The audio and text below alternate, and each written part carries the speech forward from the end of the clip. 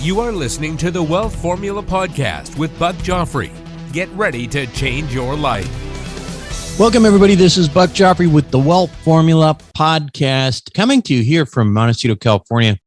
I am excited to be seeing many of you at our upcoming Wealth Formula Meetup event happening later on this month. It's April 22nd, 23rd in Phoenix, Arizona.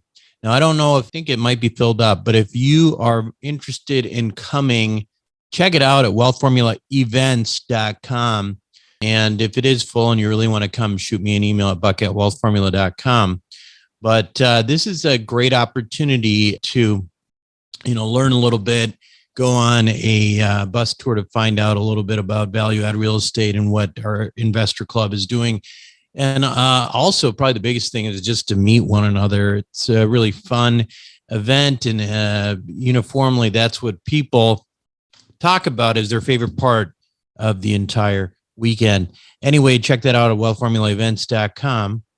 Now, as far as today's show, I want to talk a little bit about venture capital. You would think from the vilification of capitalists in recent years that us capitalists are nothing but a waste of space on Earth, right? You hear it all the time. Government officials these days in Congress, pay your fair share, capitalist pig. I mean, that's what you hear these days. Of course, in reality, without us, the government would be broke. Where do you think the revenue is coming from? I mean, it's not coming from people with no money. But what makes America great and what has made the world the place that it is in terms of technology and healthcare over the last century has entirely to do with the efforts of capitalists. Think about it, right? Just think about it. All the walk around people with iPhones these days, people being able to get educated on things that they wouldn't otherwise be able to learn just because they have access to personal devices. Now, was Steve Jobs doing that for free? Was he coming up with these kinds of devices and stuff like that? No, he wasn't, right? And now more people are connected to one another and the news and social media and education and everything. And then any time in history. Now, that could be good. It could be bad. And if you're the Unabomber, you might hate technology, right? You might have another view. However, I will argue that technology has made our lives better, and it's because of investments from capitalists like you and me. Now, I'm not in the world of venture capital myself. If I knew enough to be able to invest intelligently in the space, I probably would be. Beyond its potential for huge returns, venture drives innovation in our world today. And while most of us, people like me, at least who are listening to this show, are far more interested in owning stable assets, what we call boring assets, like multifamily real estate apartment buildings. It's good to know the role of venture capital in our world today. And who knows, you may be inspired to become a venture capitalist yourself after this week's episode of Wealth Formula Podcast, as we will interview Sebastian Malaby on this topic after these messages. Welcome back to the show, everyone. Today, my guest on Wealth Formula Podcast is best-selling New York Times author Sebastian Malaby. Now, Sebastian is currently the Paul Volcker Senior Fellow in International Economics at the Council on Foreign Relations and a Washington Post columnist. He's the author of the current book. His current book is The Power Law: Venture Capital and the Making the New Future. Now, I could go on a long time about all the things that Sebastian has done in the past, but suffice it to say, he's a very accomplished author, having written multiple books in the financial space, including a book that, as I said, was a New York Times bestseller. He's written about Alan Greenspan and certainly has a significant breadth of knowledge in this space. So, Sebastian, welcome to Wealth Formula Podcast. Great to be with you. I am going to focus today the topic of the latest book, which was really about venture capital. I'm curious, tell me how you chose this topic of venture capital and, how you got interested in the first place. Sure. I mean, there's two things that drew me into the subject. The first is really that venture capital is the most exciting type of finance right now with the tech boom and all that. Of course, we might be running into difficulty with that, but we can come to that later. But essentially, VC venture capital has not that enormous amount of money under management. Fewer than 1% of the companies that get started in the United States every year actually raise venture dollars, but the impact is considerable.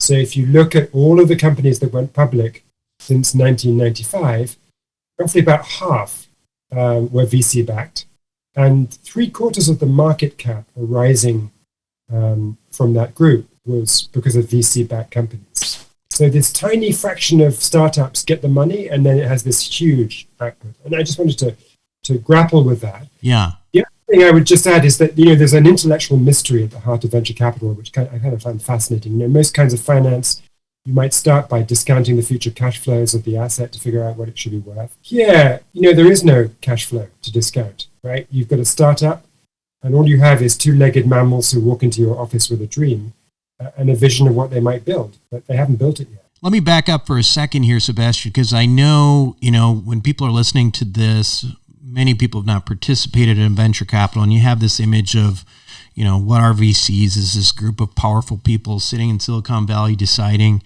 what to invest in. I mean, is that basically what it is? Give us sort of the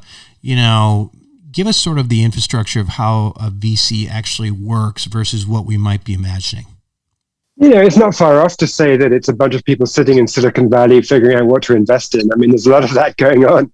The other part, though, is that there's also, after the investment, there's the involvement, right? The hands-on stuff. You go on the board, you try to mentor the startup founder, you make introductions, you help with the first 5 engineers that are going to be hired, you might help to put in a new marketing team, whatever it is that's needed. So it's a more activist form of money management than other kinds.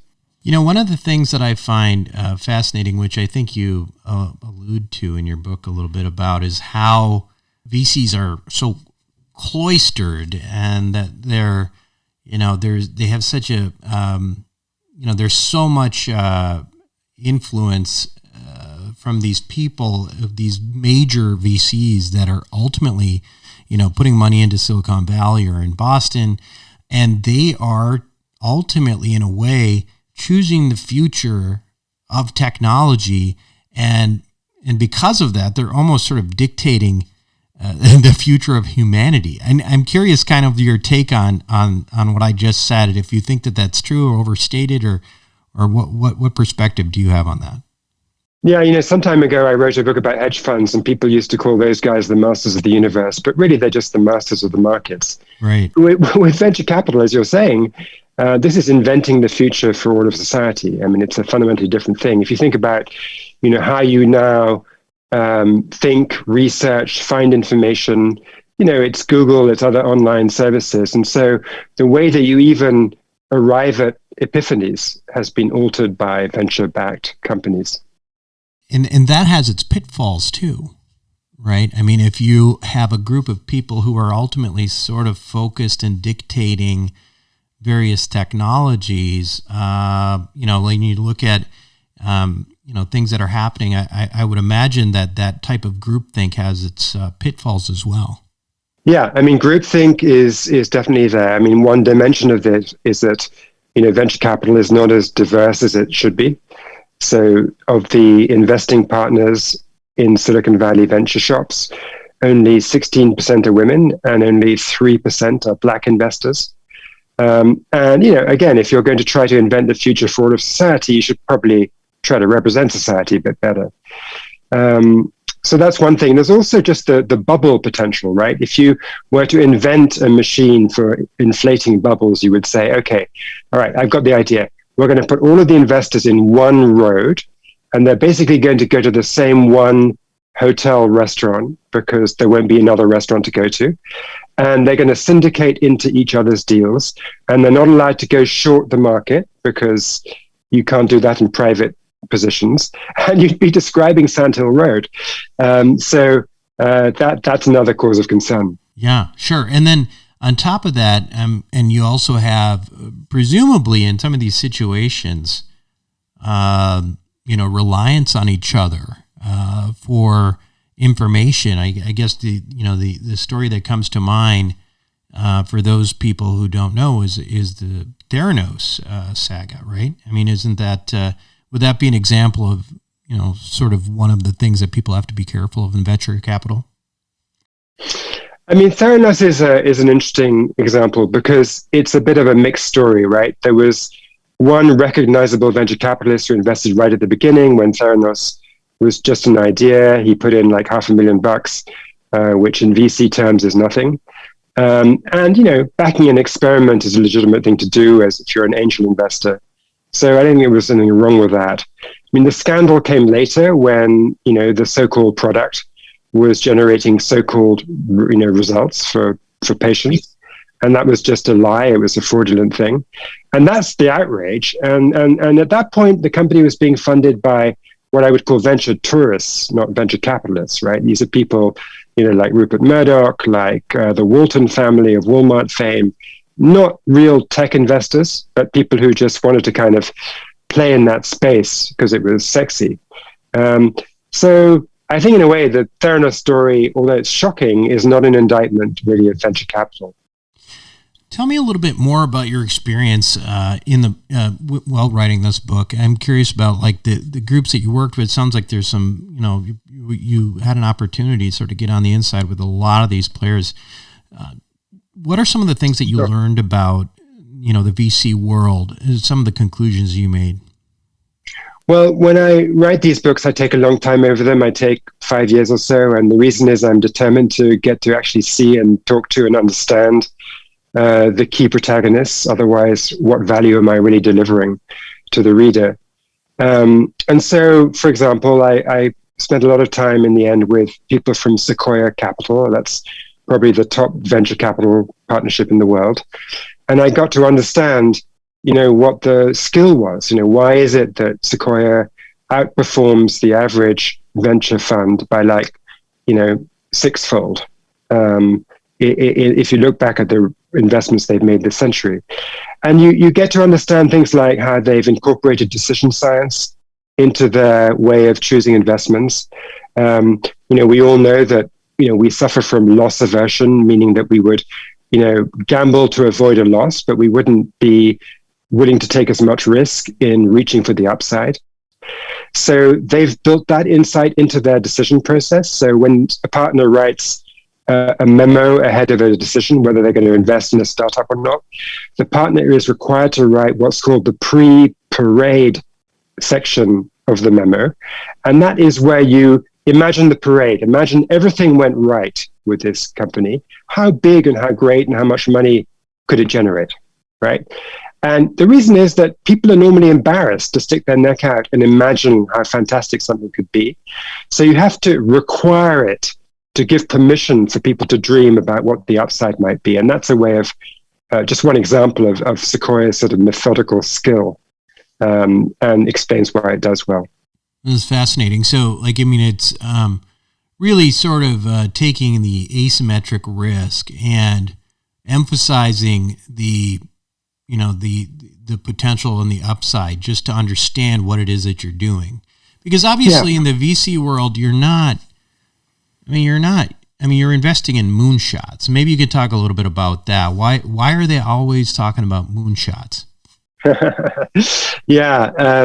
So I called my book The Power Law, and some of my friends who don't follow finance say, geez, this is about electricity. Is it about the legal system? No, the power law I'm talking about is the Moonshot Parallel, which is basically saying that the distribution of returns in venture capital is extremely skewed. You have a portfolio of, say, 10 bets. It's likely that 8 will go to 0, which would be a horrible, almost unimaginable career-ending disaster if you were investing in public markets. But 1 or 2 will hopefully do really, really well and make back the entire fund and more. So they'll do 10x, 20x your money. And that distribution of returns, where most startups fail, but a few do incredibly well, forces venture capitalists to be reaching for these moonshots. They sound crazy and hubristic when they say things, gee, I'm going to back an attempt to disrupt the hotel business. And this is going to be a startup where, the idea is people will have absolute and total strangers to stay on their couches and then in their spare rooms. You might think that sounds crazy, but of course it's Airbnb and it worked. And you have to go for those improbable ideas because those are the only ones that are going to be the successful moonshots. If it's like a normal idea, then 10 other people will do it too, and there'll be a lot of competition. You won't have margins, you won't have pricing power, and the investment won't be successful. I'm curious in terms of I don't know exactly the time period in which you were spending this time with them, but it seems like, there's a huge buzz on Web3 in general. Do you feel like that's where the focus is right now with digital, with the cryptocurrency world and Web3? Yeah, it's clearly been a growth area. I mean, when I began looking into VC actually around 2017, 5 years ago, Bitcoin was pretty hot, but all these other things like metaverse, NFTs, Web3, all that stuff completely unheard of. Then, Bitcoin crashed in 2018 and then it recovered. And in this new iteration, we have all these add-ons with Ethereum and all these other coins. So, I've seen a bit of an up and a down and a up, sure. On this stuff. So it's been fascinating to watch. When VCs, obviously we talk about VCs, and I alluded to this before, which is like Silicon Valley or Boston and all that. But there's VCs in China too, and other places. How do you think the VCs are different in some of those other, say the Chinese versus the American VCs? Well, what's sort of amazing and actually I think not really understood is something I discovered when I went to China for the book. And I figured out who the top VCs were. And the answer was pretty much the same gang as do really well in Silicon Valley. Right. Because, I mentioned Sequoia before. They are the top company in Silicon Valley. Guess what? Sequoia China is the top company in China. And basically, the US VCs went to China around 2000, 2005, and they brought the entire playbook. They brought the Silicon Valley lawyers. So all of the early Chinese digital companies, Baidu, Alibaba, Tencent, as well as Sina, Sohu, NetEase, Ctrip, all of these early success stories took American venture capital with American lawyers structuring the deal with a parent company in the Cayman Islands so that you could have the various types of stock that Chinese law would not recognize. And so then you could have employee stock options, and that enabled a company like Alibaba to hire American coders and American business people to help them grow. And I really think that without those world-class recruits, Alibaba would not have become a world-class company. So some people say, the Chinese system is built on the far-seeing Chinese state. That's nonsense. The truth is actually American venture capital had a lot more to do with it. A lot of the Chinese VCs probably went to Stanford anyway. Right? Yes, exactly. They did. Yeah. So let me shift topic a little bit. And, you address this a little bit in your book. But if you want to talk a little bit about, what you see as venture capital impacts on the bigger picture, whether that's capitalism in general or, income inequality. Tell us what you discovered there. On income inequality, it's a good question because the answer is quite nuanced. On the one hand, obviously VCs themselves are making enormous amounts of money if they're successful. And the people they back, if they're successful, the entrepreneurs become 100 millionaires, billionaires, and so forth. So that's clearly exacerbating inequality. But the interesting thing is that it's doing it through disruption. And so it's actually quite good for class mobility, right? And in that sense, it's creating new opportunity where the incumbents, who are the existing rich people, are being challenged by the up-and-coming challenger, wannabe rich people. So it depends if you care about just equality or like equality of opportunity, how you would read that. Yeah, and ultimately, it's almost like, it's about as American as it gets, right? If you think about it, it's like democratization of an opportunity where these, kids who are really good at things create things and all of a sudden can become billionaires, and you just don't see that. And that to me is ultimately so American. It's wonderful, and it's also in terms of driving the economy, right? I mean, when you look at the VC impact on capitalism or the growth of economies, tell us a little bit about what you feel like the role and importance of that is. Yeah, it's huge. I mean, like I was saying earlier, if you look at the public companies that have gone on the market in the last 25 years. 3/4 of the market cap comes from these companies that were backed by venture capitalists. If you look at patents, a high share of patents are filed by VC-backed companies. And what's more, the quality of those patents, as measured by citations, is higher than the average, quite a lot higher. So, I think in a world where value is shifting from the old kind of capital, physical capital, to the new kind, which is patents, intellectual property, software, business processes, basically ideas.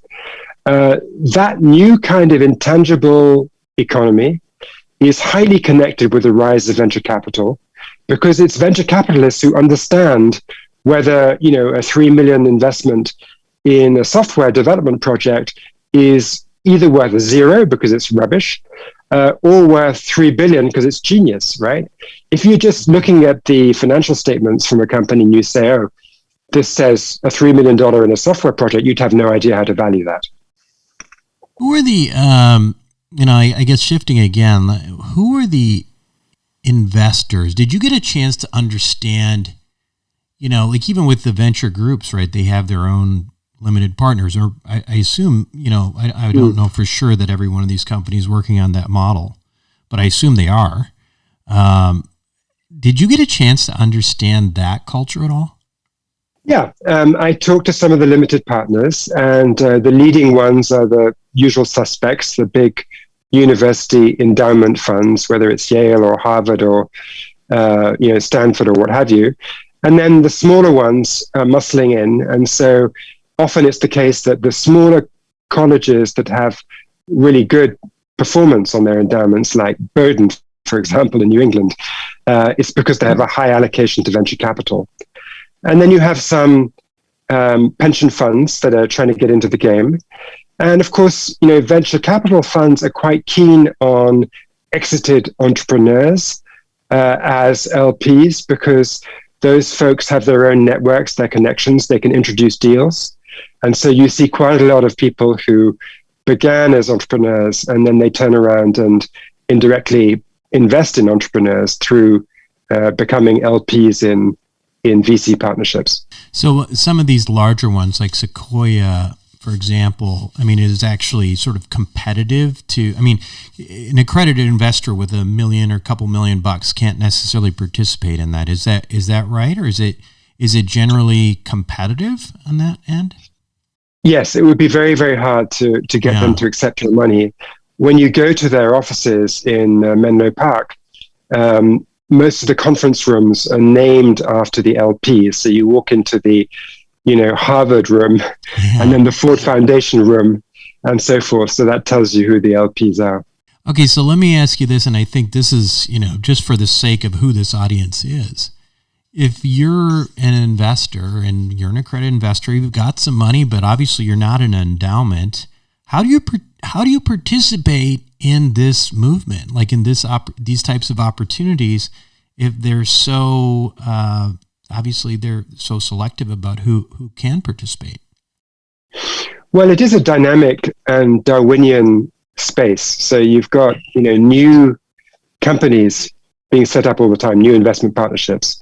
So I think there's an opportunity to get in if you identify a good one early. The question is, do you have enough information to know who's good? Can you sort of see how embedded they are in the network? Are they going to get good deal flow? What's their background? You can probably evaluate that if you have some sense of how Silicon Valley works. And I think that's the way to get in. So I want to finish up with your book a little bit more, and just ask you this in terms of like what you felt like you learned from this experience of writing this book. What are like the 2 or 3 things that you were most impressed with or surprised by? What I was amazed to really sort of solidify in my analysis is, and this gets to your question before about, how it affects capitalism. I went to Silicon Valley with a pretty open mind, and people told me, well, it was founded on defense contracts, or it was founded on Stanford University, or various other theories about, California had the gold rush of 1849, and it's always had this more entrepreneurial culture. And so I looked at all these theories, and you quickly realize that most of them are just completely unpersuasive, right? So in the 60s and 70s, when Silicon Valley was a lesser player than the Boston ecosystem, the truth is that MIT was a better university than Stanford for engineering. Defense dollars were flowing into Boston more than into the Stanford area. And the whole thing about, entrepreneurship is in the air, is a bit vague. What really made a difference is the nature of the venture capital on the West Coast was more risk-taking. And when venture capital started to expand at the end of the 70s, because there were a couple of fantastic bets, Apple went public in 1980, Genentech, the first biotech company, went public in 1980. And after that demonstration effect, a lot of capital flowed into VC, and it changed the ability of entrepreneurs to start new companies. It changed the willingness of engineers to take a chance on a new startup.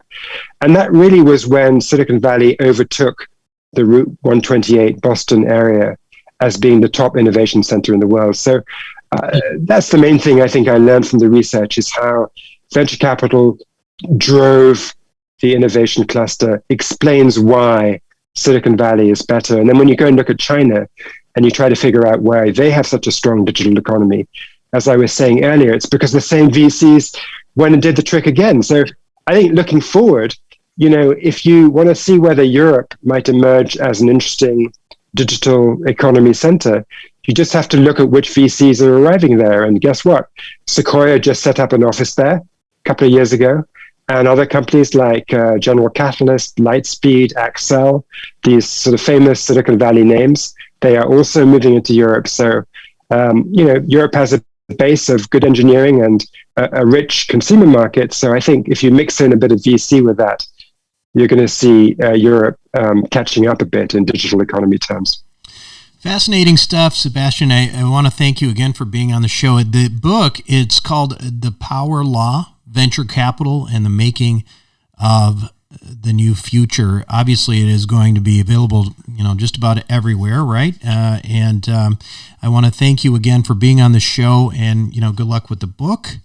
And we'd love to have you again on the show sometime for your next book. Great. Nice chatting with you. Thank you. We'll be right back.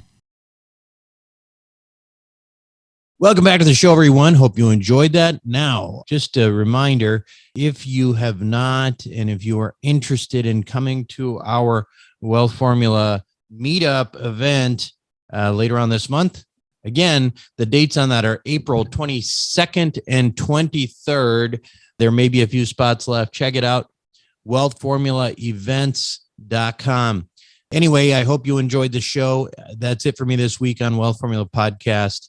This is Buck Joffrey signing off. Thank you for listening to the Wealth Formula Podcast. Visit us on the web at wealthformula.com. The information contained in this podcast are opinions, not fact. As always, consult your own financial team before making any investment. See you next time.